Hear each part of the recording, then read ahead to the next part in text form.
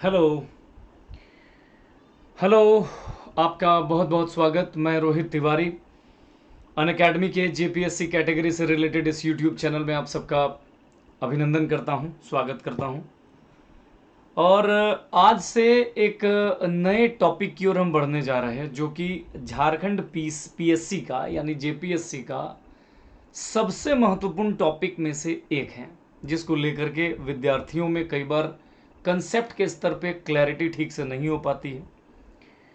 मैं कोशिश करूंगा कि उस टॉपिक को आपके सामने बेहतर करूं और आपको उस टॉपिक से रिलेटेड कोई भी क्वेश्चन आए तो आप उसका सही सही जवाब दे पाने में कैपेबल हो पाए, इस बात की मैं पूरी कोशिश करूंगा। टॉपिक का नाम क्या है? तो टॉपिक का नाम है झारखंड की शासन व्यवस्थाएं। यूं कहें कि झारखंड की प्राचीन शासन व्यवस्थाएं। और इन प्राचीन शासन व्यवस्थाओं में भी अगर आप बात करो तो किनका किनका नाम आएगा मूल रूप से? तो नाम आएगा, एक नाम आएगा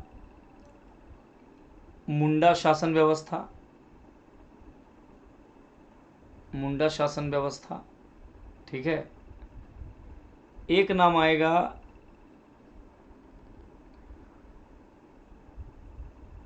मुंडा के बाद नागवंशी शासन व्यवस्था, ठीक है। एक नाम आएगा, एक शासन व्यवस्था में जो पढ़ना है वो है मांझी परगना। मांझी परगना।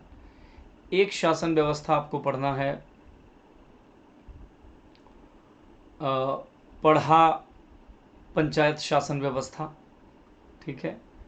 एक पढ़ना है आपको मुंडा मानकी शासन व्यवस्था, मानकी। और एक पढ़ना है आपको ढोकलो सोहोर, ढोकलो सोहोर शासन व्यवस्था। अब देखिए, ये झारखंड के क्षेत्र की विभिन्न जनजातियों से संबंधित व्यवस्थाएं हैं, ठीक है ना।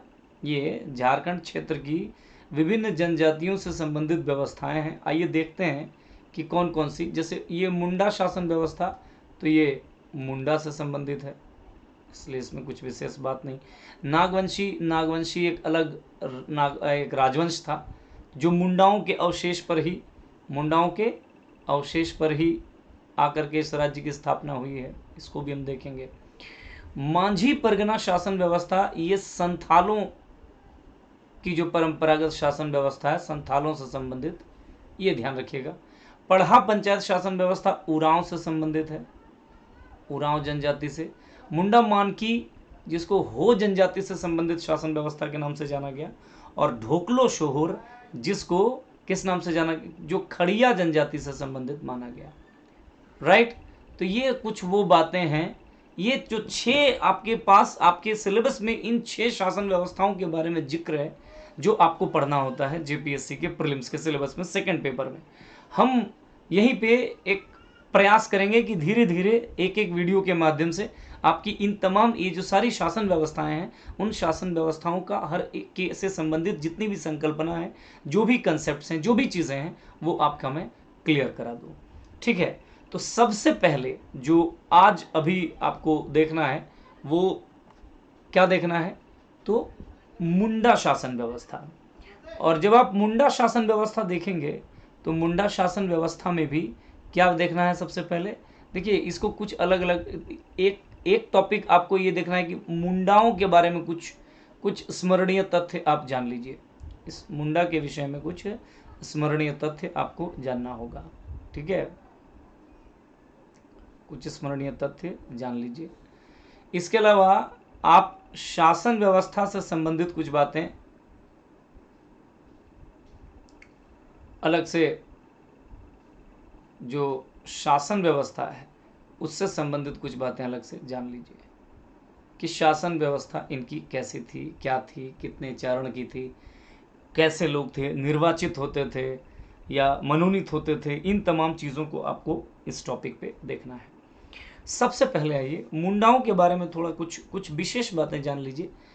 मुंडा को क्या कहा जाता है कि जैसे इनको कोलेरियन समूह की जनजाति कहा जाता है, कोलेरियन समूह से संबंधित इनको इस जनजाति में एक सशक्त जनजाति के तौर पर झारखंड में आप इनको देख सकते हैं। अगर आप प्रजाति देखें तो ये प्रोटो ऑस्ट्रेलॉइड प्रजाति के अंतर्गत आती है। निवास स्थान को लेकर के बहुतों मतभेद हैं, इसलिए जहाँ मतभेद है वहाँ पर प्रश्न पूछने की संभावनाएं नहीं के बराबर है। इनकी भाषा है, भाषा को मुंडारी कहते हैं। यूं तो मुंडारी कहा जाता है ये, लेकिन ये स्वयं अपनी भाषा को क्या कहते हैं? ये लोग, हम लोग मुंडारी कह सकते हैं, लेकिन ये स्वयं अपनी भाषा को क्या कहते हैं? ये स्वयं अपनी भाषा को होड़ो जगर कहते हैं, होड़ो जगर।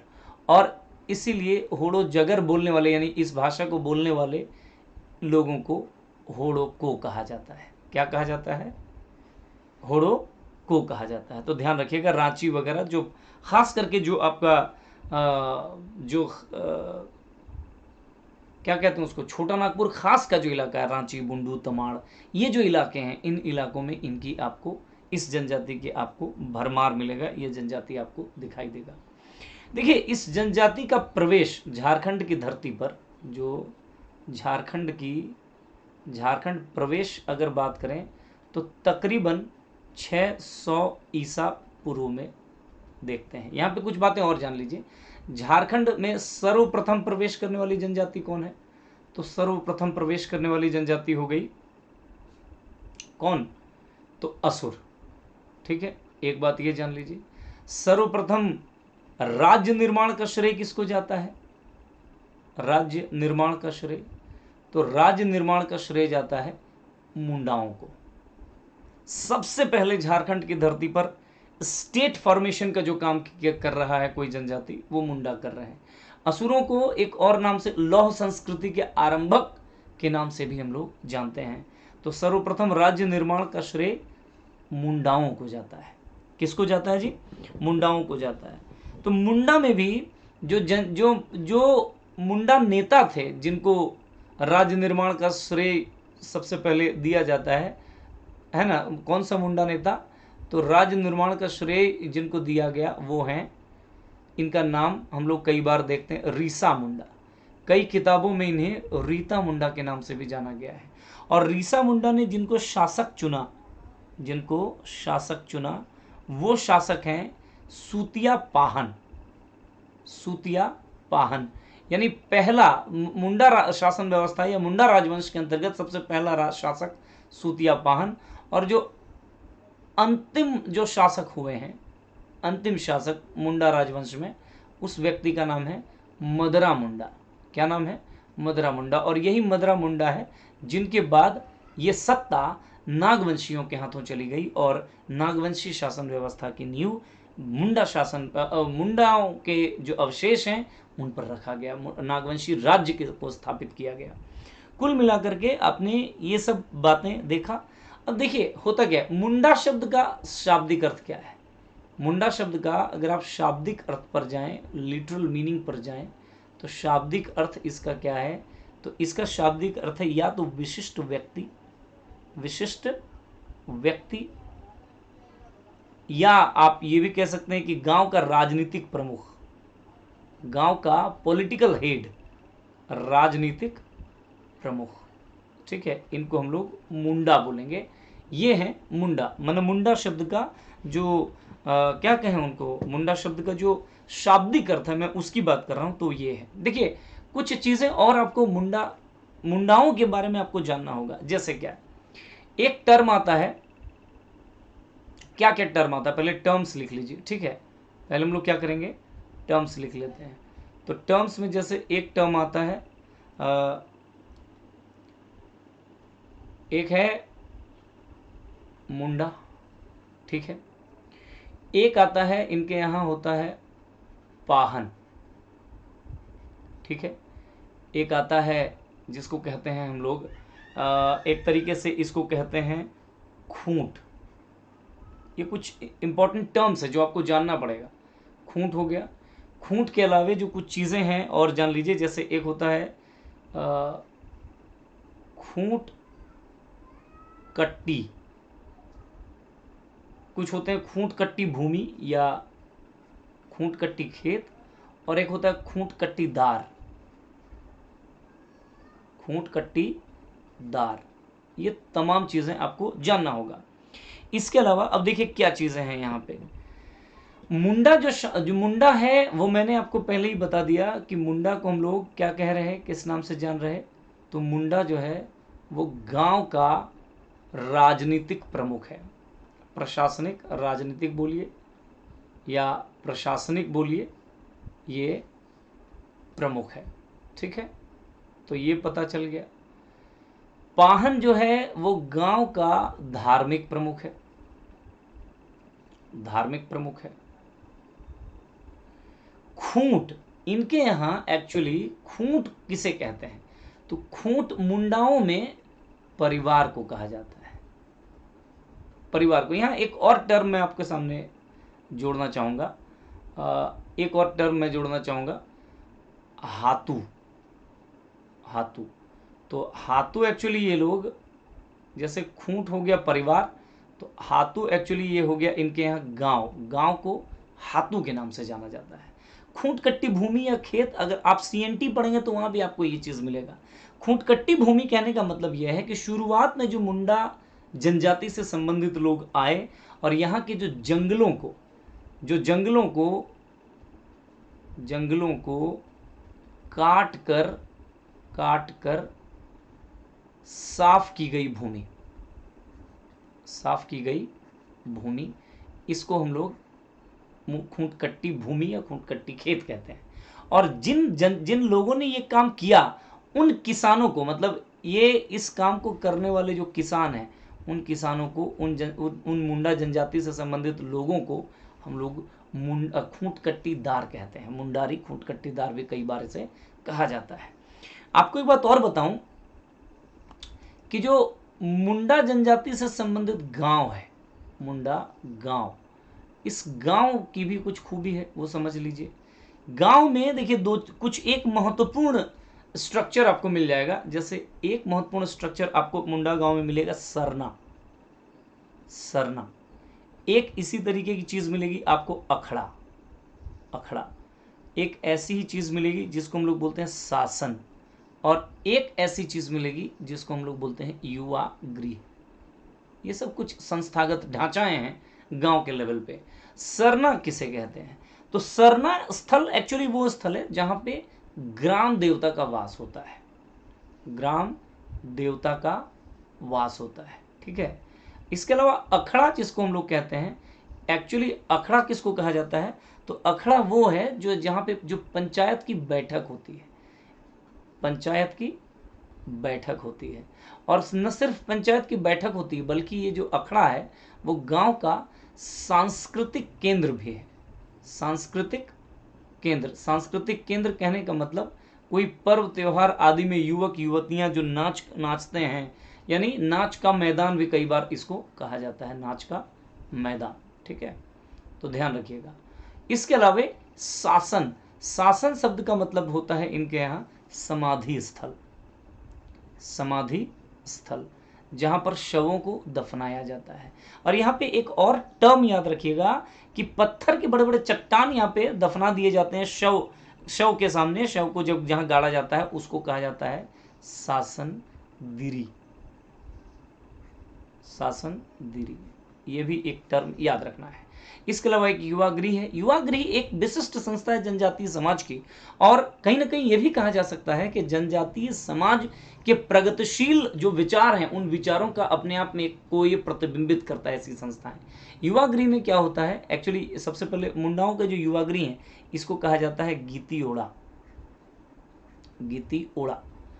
यह इसका कंसेप्ट क्या है तो समझ लीजिए। युवा गृह का मतलब एक ऐसी संस्थागत ढांचा जिसमें जब इस जनजाति से संबंधित बच्चे जब किशोर उम्र में कदम रखते हैं तो उन्हें समाज के साथ किस प्रकार से व्यवहार करना चाहिए, उनके बॉडी में किस तरीके से फिजिकल हार्मोनल चेंजेस आते हैं, उन तमाम चीज़ों के बारे में एक तरीके से ट्रेनिंग दी जाती है। एक प्रशिक्षण शिविर कह सकते हैं इसको।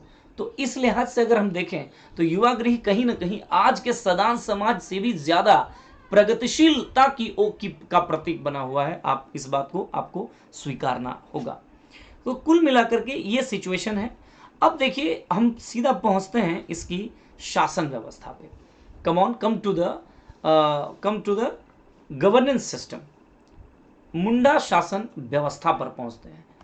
मुंडा शासन व्यवस्था पर जरा विचार करिए। देखिए, मुंडा शासन व्यवस्था की अगर बात करें आप, तो मैं बहुत स्पष्टता से आपको बताऊं, ये एक त्रिस्तरीय शासन व्यवस्था है। त्रिस्तरीय शासन व्यवस्था। और त्रिस्तरीय जो शासन व्यवस्था है, मतलब इसमें 3 अलग अलग स्तर हैं। और वो तीनों स्तर आखिर क्या हैं, आइए उस पर विचार करते हैं। इन 3 स्तर पर अगर आप जाएं, ठीक है, हम लोग अगर इन 3 स्तर की बात करें तो उन 3 स्तर में विशेष करके कौन कौन आते हैं।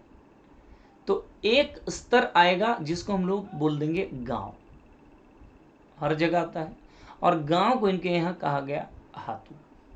और कई गांव मिलकर के एक और स्ट्रक्चर का निर्माण करते हैं जिनको कहते हैं पट्टी। पट्टी।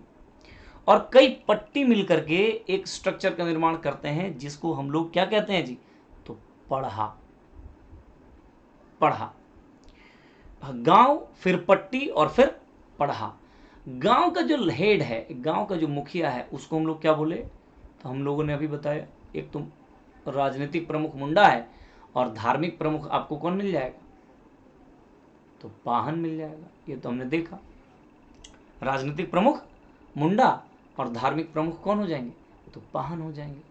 पट्टियों का जो प्रमुख होता है, पट्टी का, उसको ही कहा गया है मानकी। क्या कहा गया है, तो मानकी कहा गया है। और पढ़ा का जो प्रमुख है वो पढ़ा राजा है। कुल मिलाकर के ये कहा जा सकता है कि जो मुंडा शासन व्यवस्था के अंतर्गत सर्वोच्च जो पद है वो पढ़ा राजा का है। और गांव के लेवल पे जो हेड आपको नजर आ रहा है वो कौन नजर आ रहा है गांव पे, तो आपको नजर आ रहा है कौन, मुंडा। ठीक है, यहां से अब कुछ और आगे बढ़ते हैं। आपने अभी तक बस इतना देखा कि कई गांव मिलकर के एक पट्टी का निर्माण कर रहे हैं, कई पट्टी मिलकर के पढ़ा का निर्माण कर रहे हैं। गांव के लेवल पे जो हेड है उनको मुंडा कहा गया, धार्मिक प्रधान पाहन कहा गया, पट्टियों का प्रमुख मानकी, और पढ़ा प्रमुख पढ़ा राजा। आगे बढ़ता हूं और नेक्स्ट लेवल पे चलता हूं। तो आगे अगर हमें देखना है तो कुछ बातें और जान जाइए इस जो ये आपका क्या कहें, इस शासन व्यवस्था के बारे में। सबसे पहले तो आपको ये जानना होगा कि ये जो आपने देखा पढ़ा का जो प्रमुख है, जिसको पढ़ा राजा कहा गया, पढ़ा राजा कहा गया, इनके बारे में कुछ बातें जान लीजिए, क्योंकि ये द मोस्ट इंपॉर्टेंट और जो सबसे ऊपर का जो पद है उसको भी यही रिप्रेजेंट करता है। ठीक है, तो पढ़ा राजा का ध्यान रखिएगा। सबसे पहले पढ़ा राजा एक निर्वाचित पद है, इनका चुनाव हो रहा है। क्या हो रहा है जी, इनका चुनाव हो रहा है। ये और कुछ बातें, इनके कुछ अधीनस्थ भी हैं, इनके कुछ अधीनस्थ भी हैं, कुछ अधीनस्थ अधिकारी हैं जो पढ़ा राजा से संबंधित हैं। क्या क्या, तो दीवान है, ठाकुर है, लाल है, ठीक है ना, इसके अलावा कर्ता है, पांडे है, पांडे है। इस प्रकार के कुछ अधिकारी भी आपको इनके अधीनस्थ काम करते हुए नजर आएंगे। और चूंकि पढ़ा राजा निर्वाचित है तो आप, इसीलिए यही वो फैक्ट है जिसके वजह से इसे संभवतः क्या कहा गया है कि एक तरीके से इसको, चूंकि ये चुनाव के द्वारा होता है, इसीलिए इसको क्या कहते हैं कि ये विश्व की, या विश्व छोड़ दीजिए, भारत की प्रथम गणतांत्रिक व्यवस्था का उदाहरण प्रस्तुत करता है। भारत की प्रथम गणतांत्रिक व्यवस्था इस कहा गया है। तो अब यहां से एक टर्म आया कि गणतंत्र क्या है। गणतंत्र का सीधा मतलब होता है कि जिस शासन व्यवस्था में या जिस व्यवस्था में राष्ट्र का प्रमुख, यानी जो सर्वोच्च स्तर पर जो पद है वो पद निर्वाचित हो, और जो ये क्लेम करता है कि सर्वोच्च पद पर कोई भी व्यक्ति पहुंच सकता है, और ये तभी हो सकता है जब वो निर्वाचित पद है। जब ऐसा होता है तभी उसको गणतंत्र कहा जाता है। जैसे भारत के राष्ट्रपति एक निर्वाचित पद है, तो भारत एक गणतंत्र हुआ। ब्रिटेन में राष्ट्रपति नहीं होते, वहां के राजा होते हैं, जो अनुवांशिक पद है, वंशानुगत पद है, वो गणतंत्र नहीं हुआ। तो मुंडा शासन व्यवस्था के बारे में एक पॉइंट आपसे पूछा जा सकता है कि भारत की प्रथम गणतांत्रिक व्यवस्था का उदाहरण कौन प्रस्तुत करता है? आपको आंसर देना पड़ेगा मुंडा शासन व्यवस्था। ठीक है ना? और क्या बातें हुई, तो आपको और कुछ चीजें आप समझ लीजिए इस व्यवस्था के बारे में, कि जो मुंडाओं की जो मतलब एक तरीके से यूं कहा जाए कि पढ़ा जो है, पढ़ा ये पढ़ा को यूं कह सकते हैं हम कि मुंडाओं की सर्वोच्च न्यायपालिका, कार्यपालिका और विधायिका मानी जाती है। यही सब कुछ है। सर्वोच्च न्यायपालिका, कार्यपालिका और विधायिका का दर्जा भी इन्हीं को दिया गया है। तो कुल मिलाकर के कुछ जो महत्वपूर्ण बातें आपने देखा इस व्यवस्था के बारे में, वो आपने ये देखा कि यह एक प्राचीनतम गणतांत्रिक व्यवस्था का उदाहरण प्रस्तुत करती है। यह त्रिस्तरीय शासन व्यवस्था की ओर को प्रदर्शित करती है। सर्वोच्च स्तर पर पढ़ा राजा हैं, वो निर्वाचित हैं, इनके अधीनस्थ कई अधिकारी काम करते हैं। बीच मध्यवर्ती स्तर पर आपको नजर आएगा कौन? मध्यवर्ती स्तर पर, तो मध्यवर्ती स्तर पर आपने देखा मानकी है। उसके नीचे जो निचले लेवल पर, गांव के लेवल पर आपको नजर आया मुंडा है, जिसे मुंडा कहा गया है, और धार्मिक प्रधान को पाहन कहा गया है। तो कुल मिलाकर के यह है मुंडा शासन व्यवस्था से संबंधित डिटेल। इसके बाद इसी मुंडा शासन व्यवस्था के ही जैसा एक और शासन व्यवस्था का निर्माण हुआ, का इजाद हुआ, का शुरुआत हुई। कौन? तो उसको हम लोग क्या कहते हैं? नागवंशी शासन व्यवस्था। मैं अगले वीडियो में आपसे मिलूंगा नागवंशी शासन व्यवस्था के डिटेल को लेकर के। अभी इस वीडियो में इतना ही। आपसे इतनी सी एक रिक्वेस्ट है कि आप अपने कमेंट, आप अपने लाइक्स और आप सब्सक्राइब ज़रूर कर देंगे इस चैनल को। और आप अगर कमेंट करेंगे तो ये हमारे लिए ये एक बड़ी बात होगी। हमारे वीडियोस में जो कुछ कमी रह जा रही है, जो कुछ अच्छाइयाँ हैं, हम उन्हें सही तरीके से जज कर पाएंगे बस सिर्फ आपके कमेंट के माध्यम से। So it is a cordial request, ये आप सबसे एक रिक्वेस्ट है कि आप ज़रूर से ज़रूर लाइक, कमेंट और शेयर भी करें और सब्सक्राइब करें। ठीक है? तो चलिए, इस वीडियो में इतना ही।